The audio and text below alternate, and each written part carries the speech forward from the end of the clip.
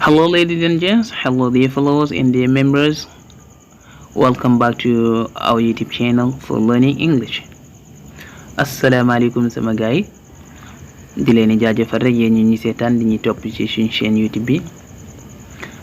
Don't forget to subscribe to share the videos with your friends who want to learn English. di leen wax rek gaay bu leen fàtte ngeen abonné su ngeen abonné ba pare ngeen bës cloche de notification bi da ngeen koy partager tamit ak seen xarit. tey nag ñi ngi jàng ay expression yoo xam mi ngi wax ci màggal ci gàmmu gi. Maolud is the remembrance of the prophet, peace be upon him. Maolud is the remembrance of the prophet, peace be upon to him.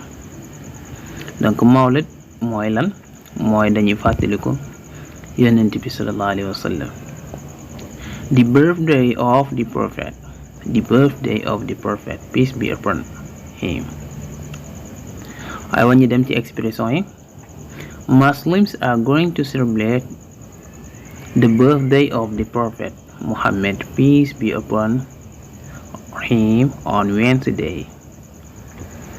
Muslims are going to celebrate the birthday of the prophet Muhammad, peace be upon him, on Wednesday. jullit yi dañuy feetu juddóog yonent bi àllarba, donc the 27th. Muslims are going to celebrate the birthday of the prophet, peace be upon him, on Wednesday. donc loolu moo nekk noonu. Muslims are going to celebrate the birthday of the prophet. beneen expression. Muhammad is the last prophet that Allah sent to us. Muhammad is the last prophet that Allah sent to us. Muhammad is the last prophet that Allah sent to us. donc muy wax Muhammad mooy yónnente bu yàlla mujj yónni ci ñun. donc yónnent yàlla Muhammad moom la yàlla mujj yónni ci yónnent yi. Muhammad is the last prophet that Allah sent to us. Muhammad is the last prophet that Allah sent to us. ñëw. Don't forget to pray in the day of Gàmmu. donc Gàmmu Maolud ba tey. Don't forget to pray in the day of Gàmmu. Don't forget to pray in the day of Gàmmu. bu leen fàtte ñaan bésu Gàmmu, maanaam bésu Gàmmu bu leen fàtte di ñaan seen soxla yi. Don't forget to pray in the day of Gàmmu. Don't forget to pray in the day of Gàmmu. bu leen fàtte ñaan bésu Gàmmu. Don't forget also to do dhikr and read the holy book. Don't forget also to do dhikr and read the holy book. Don't forget also to do dhikr and read the holy book. bu leen fàtte tamit tudd yàlla, maanaam di def dhikr ak jàng alquran. bu leen fàtte di def astaghfirullah, salaatu ala nabi ak yeneen ak yeneen. Don't forget to do dhikr and read the holy book. Read the holy book maanaam jàng alquran. holy book moom mooy téere bu sell bi, moom mooy alquran rek. aywa. May Allah change all our bad things to good things.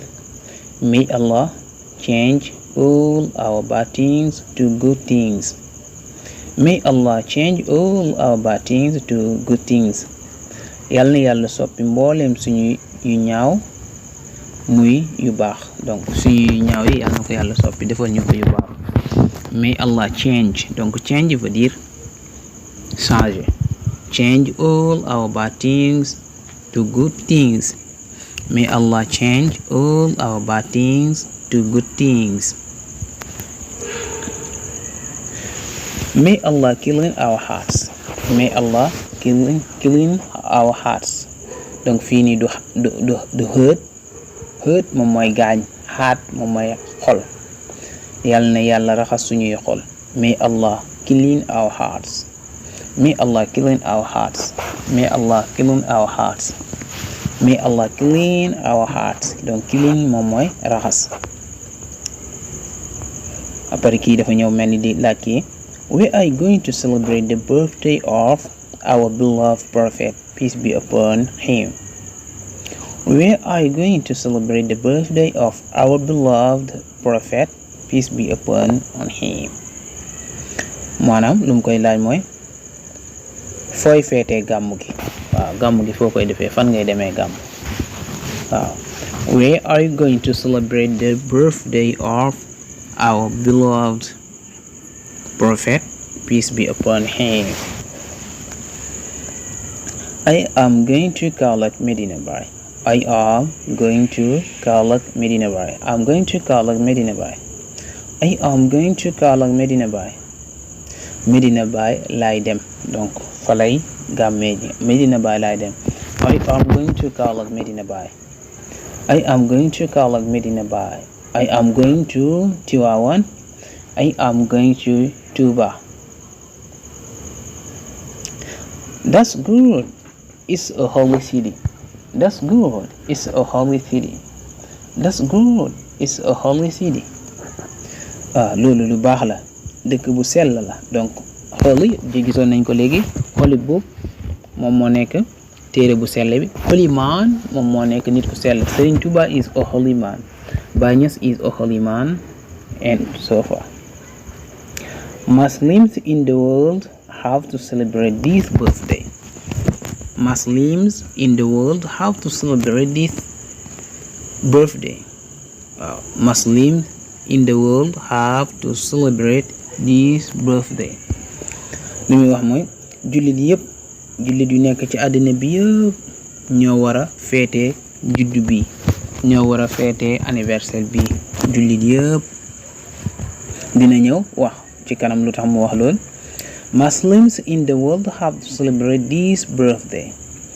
Muslims in the world have to celebrate this birthday. ñu ñëw. He takes us from darkness to lightness. He takes us from darkness to lightness.